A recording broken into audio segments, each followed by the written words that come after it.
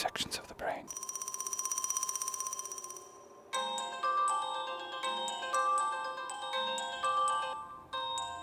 Why can't you show people memories?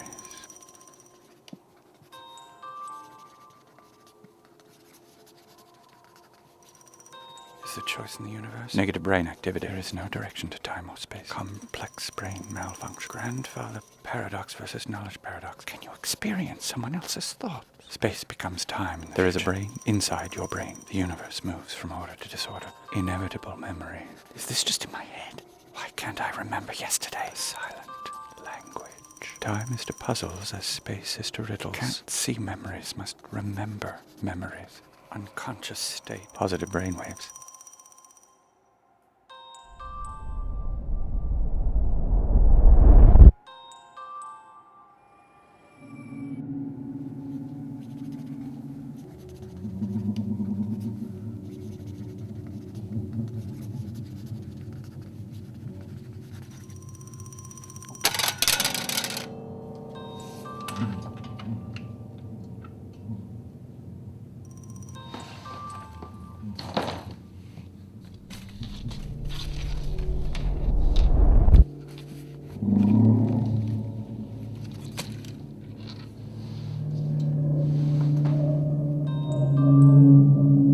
Chapter 1. The Beginning. My father once told me that right before you pass away, your mind takes a trip down memory lane.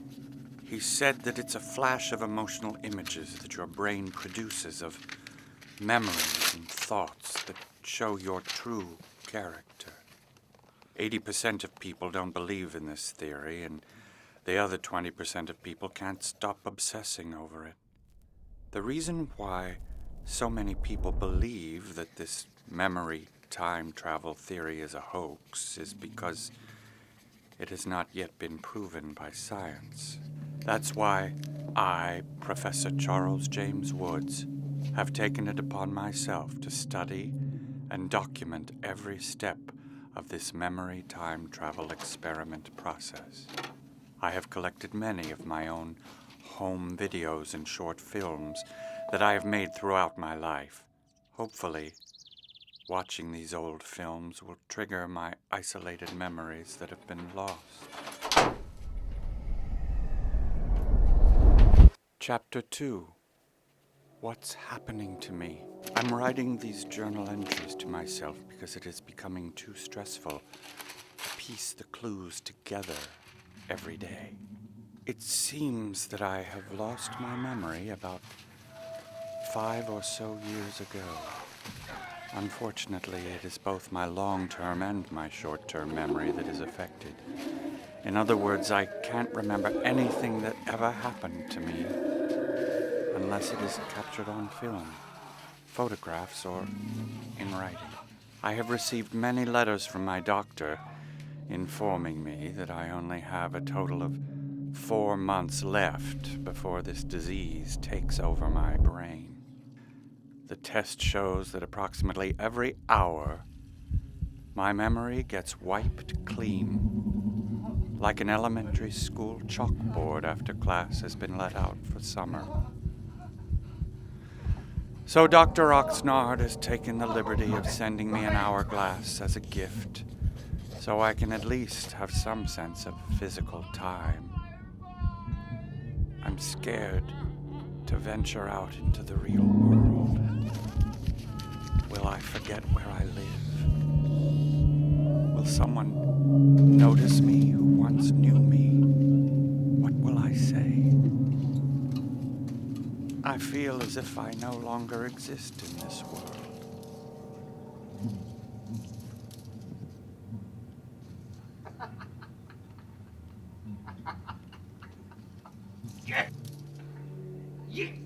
Chapter 3.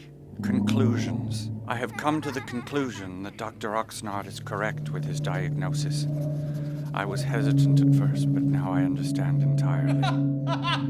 Many other side effects have also started to take place, such as paranoia, loss of appetite, random sleeping patterns, headaches, hallucinations, uncontrollable ticking, and sporadic memories that I cannot recall. I'm still unsure of how this happened to me. Was I attacked? Was it an accident? Or am I just the unlucky man on which this burden was given to? Where is my family? Are they all right? I want answers. I need answers. Sometimes I can't sleep, but other times I cannot get enough sleep. My brain is confused with everything. I must print my memories onto tapes so I can cherish them for what they are truly worth. Chapter 4. Isolation. From the looks of my studio, it seems that I've been living here isolated from the outside world for some time now. I often putter around my studio looking for clues or answers to this madness, but find nothing except for notes for my final memory experiment. My journal seems to be the only key to make sense to this insanity. I find myself often looking through my journal, writing hidden messages to myself in code buried beneath mathematical equations and post-it notes. In my doctor's letters, he states that I need medical attention immediately, but of course I refused, as usual. Why be part of someone else's experiment when you can control your own?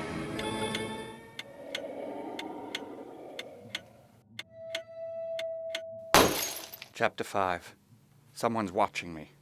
I believe that the government has been watching me for as long as I've been working on this memory time travel experiment. I haven't seen anyone personally, but I can feel their presence. I did read Dr. Oxnard's letters more carefully and noticed that he's been sending a young nurse over every 2 weeks to bring me groceries. Which actually does make a lot of sense now, because I don't think I have left my studio for quite some time. I don't seem to have any record of this young nurse ever being here or meeting her in the first place. I believe that this journal is taking over my life. It seems to call me. I hear it whispering to me when I'm sleeping. I'm not sure if these hallucinations are really happening to me. I feel like I probably read through this journal at least a dozen times a day. I used to be a film professor in my past life, so piecing together films, photos, and writings of myself is surreal when you don't recall ever doing them.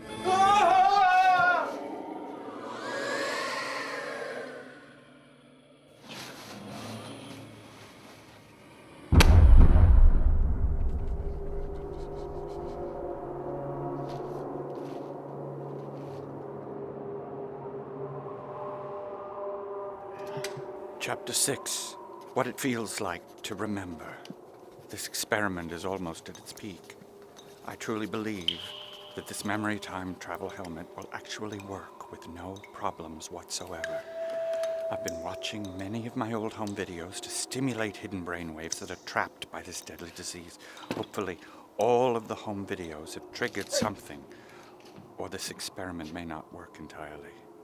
Over the last couple of weeks, I have found myself getting weaker, but still determined to carry on with this experiment.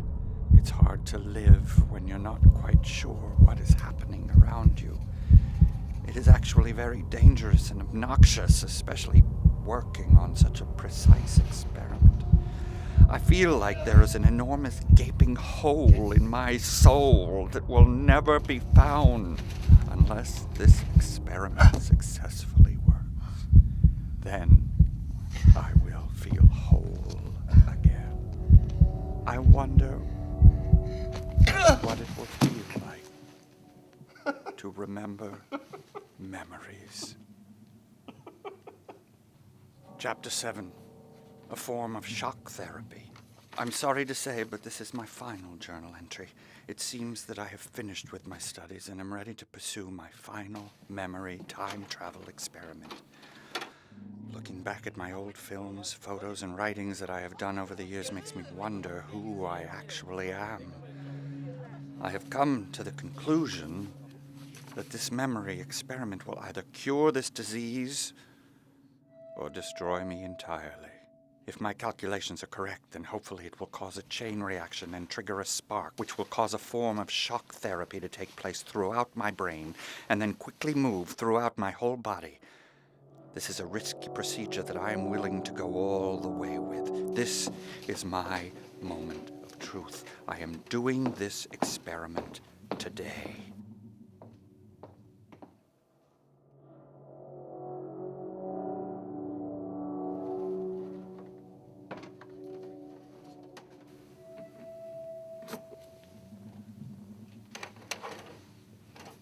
Chapter 8, The Hidden Dimension. Whoever finds this journal, well, you have found my hidden chapter.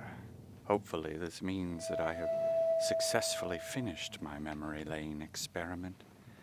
If anything happens to me after this dangerous experiment, I wish that my tapes and notes be studied and appreciated for what they are. Time is of the essence. So live life to its fullest. I now give you a fond farewell. Your friend, truly, Professor Charles James Woods.